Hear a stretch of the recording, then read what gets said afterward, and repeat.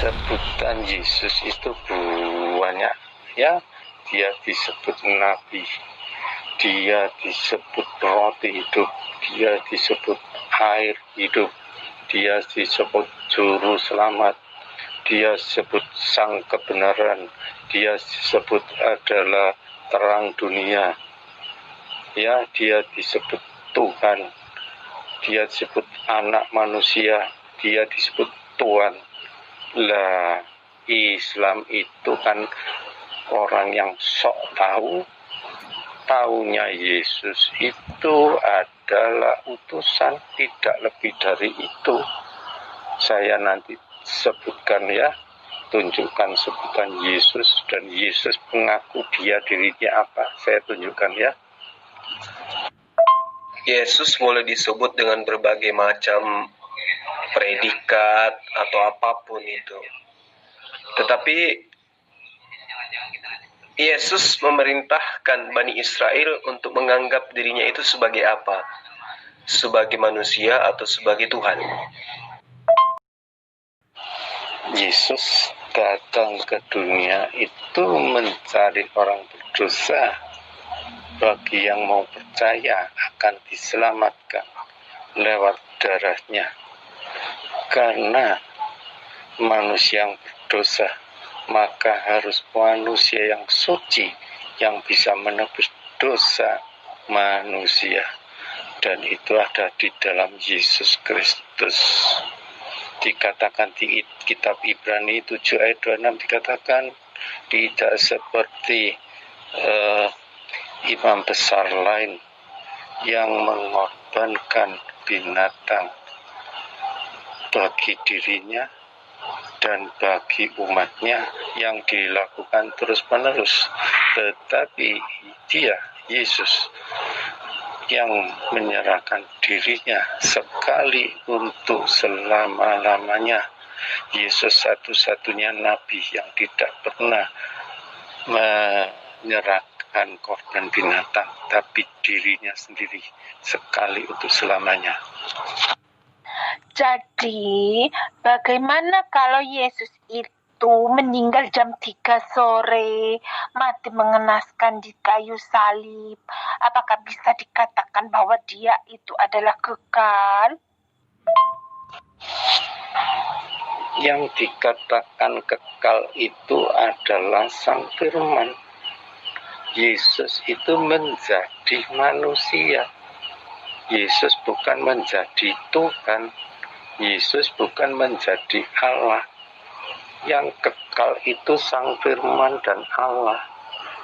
Yang jadi manusia itu bisa mati, bisa lapar, bisa sakit. Tapi Yesus bangkit dan hidup sampai sekarang. Nabi-Mu sampai sekarang tetap mayat. Paham nggak? Kalau menurut Pak Pendeta Christian itu, definisi firman itu sebenarnya apa sih, Pak? Kalau menurut Islam, bahwa firman Allah itu perkataan Allah, itu setengah betul, ya. Tapi yang benar itu Sang Logos. Logos itu satu pribadi Allah sendiri yang menciptakan alam semesta itu. Dan firman itu menjadi manusia, Sang Logos menjadi manusia, Yesus. Kalau itu bukan kata orang Islam juga, Pak. Tetapi di dalam Bible juga seperti itu. Bahwa yang namanya firman itu adalah ucapan Tuhan. Gitu loh. Kata-kata Tuhan. Ya kan? Di dalam Yeremia 1 ayat 12. Di sana itu lalu firman Tuhan kepadaku untuk kedua kalinya. Sebab aku siap untuk melaksanakan firmanku. Kan seperti itu. Jadi firman itu ya ucapan. Terus firman itu sebagai apa? Firman itu adalah sababiah Tuhan untuk menjadikan segala sesuatu. Maka dengan firman-Nya, dia itu akan membentuk segala sesuatu apapun yang tidak ada menjadi ada. Itu sesuai dengan Mazmur 33 ayat 9. Karena apa? Sebab dia berfirman. Nah, firman itu adalah sebuah sababiah. Gitu loh. Nah, bagaimana mungkin sababiah yang menyebabkan segala sesuatu ada itu menjadi itu Bapa itu sendiri atau Allah itu sendiri. Sementara yang namanya kalam itu adalah sifat daripada Tuhan. Kan seperti itu. Bukan berarti itu Tuhan. Bukan. Karena itu ada sebuah sababiyah ketika Tuhan mau menghendaki segala sesuatu. Gitu. Sebab dia berfirman semuanya jadi. Dia memberi perintah maka semuanya ada. Nah, jadi firman itu seberapa kapasitasnya di sana? Itu kan sudah jelas. Iya kan? Jadi sebenarnya siapa yang mendustai ayat-ayat Bible itu sendiri? Gitu loh, Pak. Bagaimana menurut Bapak? Betul. Karena Yesus dinubuatkan menjadi manusia, menjadi anak. Ya, anak itu disebut penasihat ajaib, raja yang kekal, Allah perkasa, penasihat ajaib, raja damai. Itu Yesus. Dia yang mendamaikan Allah dan manusia. Itulah disebut Yesus Kristus. Ya, bukan menjadi Tuhan, menjadi manusia, maka itu dinubuatkan. Ya, makanya saya bilang dari tadi, ya, kalau sesuatu yang dinubuatkan, jelas dia bukan Tuhan, karena Tuhan itu tidak butuh nubuatan. Ya, kalau sesuatu yang dinubuatkan jelas bukan Tuhan, bisa jadi dia itu adalah utusan. Dan sesuatu yang telah menjadi manusia, nggak bisa kamu katakan bahwa dia adalah Tuhan. Tuhan niku bukan manusia, Pak. Bukan anak manusia, Pak, ngoten. Nggih. Sebutan Yesus itu banyak, ya. Dia disebut nabi, dia disebut roti hidup, dia disebut air hidup, dia disebut juru selamat, dia disebut sang kebenaran, dia disebut adalah terang dunia. Ya, dia disebut Tuhan, dia disebut anak manusia, dia disebut Tuhan. Lah, Islam itu kan orang yang sok tahu, taunya Yesus itu adalah utusan, tidak lebih dari itu. Saya nanti sebutkan ya, tunjukkan sebutan Yesus, dan Yesus mengaku dia dirinya apa, saya tunjukkan ya. Kalau dia dikatakan bahwa dia punya kuasa di bumi dan di surga, ya sesuai dengan Matius 28 ayat 18, ya itu tidak ada dalilnya. Karena Yesus sendiri itu tidak berkuasa untuk memasukkan kalian ke dalam surga. Karena yang dikatakan di Matius 7 ayat 21 itu orang-orang yang menyebut Yesus Tuhan dan tidak melakukan kehendak Bapa di surga tidak akan bisa masuk ke dalam surganya Yesus. Jadi Matius 28 ayat 18 ini bohong. Dan lagi pula Matius 28 ini berakhir di ayat 15. Jadi sisanya itu ayat sisipan gereja. Intinya dari apa yang kamu sampaikan, dalil-dalil ini, jika kamu tidak mengikuti perkataan Yesus, kamu tidak akan pernah sampai kepada Bapa. Justru Pak Christian ya, ketika Bapak menunjukkan ayat ini itu, atau ya ngais-ngais tentang istilah-istilah di dalam Al-Quran itu, seharusnya Bapak itu malu, Pak. Gitu ya. Pertama dari statement Bapak mengatakan kalau Yesus itu adalah Al-Malik ya. Dia raja di atas segala raja. Di mana kerajaan Yesus? Yesus itu tidak punya kerajaan. Iya kan? Itu fakta realnya. Yesus itu tidak pernah jadi raja. Terus kedua, dia sebagai al-awal dan al-akhir. Ya. Padahal Yesus itu bermula. Di mana permulaan Yesus? Ketika dikabarkan oleh seorang malaikat, ya, yang mengabarkan bahwa seorang Maria ini akan mengandung. Nah, itu awalnya Yesus berada. Dan juga akhirnya itu mati di tiang salib. Itu kan akhirnya Yesus.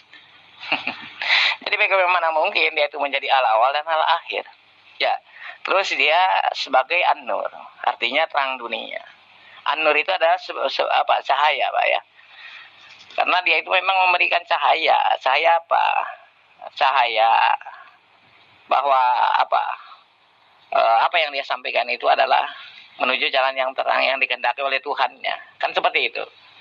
Karena Yesus sendiri mengakui dalam Yohanes 12 ayat 49, katanya kan Bapa yang mengutus aku, dialah yang memerintahkan aku untuk mengatakan apa yang harus aku katakan dan aku sampaikan. Jadi Yesus itu ya memang menyampaikan segala apa yang diperintahkan. Kan seperti itu Pak ya. Terus 4 apa ini? Al-haq ya, sang kebenaran.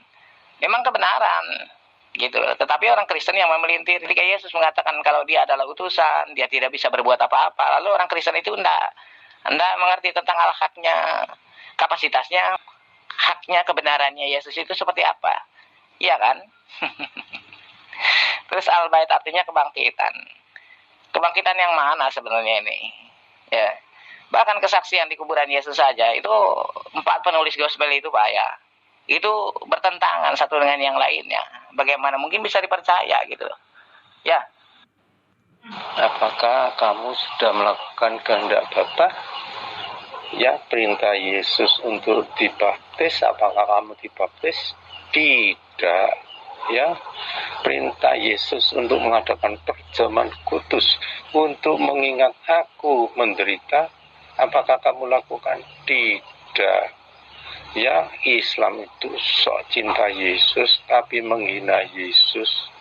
Katanya Yesus menikah, padahal Yesus datang bukan untuk nikah, kawin-kawin seperti nabimu. Ya, dituduh Yesus mencuri keledai, padahal itu nubuatan untuk dia datang ke Yerusalem untuk disalib, itu harus naik keledai. Tapi Islam nuduh curi keledai. Apakah kamu cinta Yesus? Tidak. Apakah kamu melakukan kehendak Bapa? Tidak. Kenapa Pak Christian ini tidak mau melanjutkan Pak Christian? Karena memang pada dasarnya Pak Christian itu sebenarnya melawan daripada bunyi Bible itu sendiri Pak. Ya, ketika dogma yang diperbesar ya dan mengesampingkan apa yang dituliskan di dalam Bible itu sendiri, ya makanya itu akan mentok Pak. Kanan kiri akan mentok. Pasti seperti itu. Ya. Bapak walaupun berusaha keras mengatakan kalau firman itu adalah Allah itu sendiri atau firman menjadi manusia lah, ya kan. Tetapi sangat jelas sekali bahwa yang namanya firman itu adalah sebuah sebab, Pak. Ya kan. Seperti dari dalam Bible Bapak sendiri. Itu bukan kata orang Islam, tetapi kata apa yang berada di dalam Bible. Kan seperti itu. Karena di dalam Mazmur 33 ayat 9 saja sudah jelas bahwa sebab dia itu berfirman. Berarti Allah itu berfirman. Nah, dengan sebab Allah itu berfirman, nah maka firman itu adalah sebuah sebab. Gitu loh. Untuk menjadikan segala sesuatu. Kan seperti itu. Karena mutakaliman ya. Sifat Allah itu, sifat Tuhan itu yang mutakalim. Ya. Ya, seperti itu. Dia berfirman. Nah, jadi bukan berarti firman itu adalah Allah itu sendiri. Bukan, Pak ya. Karena firman itu adalah sebuah sebab. Itu sudah tertulis sebenarnya itu di dalam Bible Bapak. Nah, cuman yang anehnya itu dogma Bapak lah yang besar itu, sehingga mengesampingkan apa yang berada jelas di dalam Bible Bapak sendiri. Makanya Bapak kan mental kanan kiri Pak ya, gitu loh.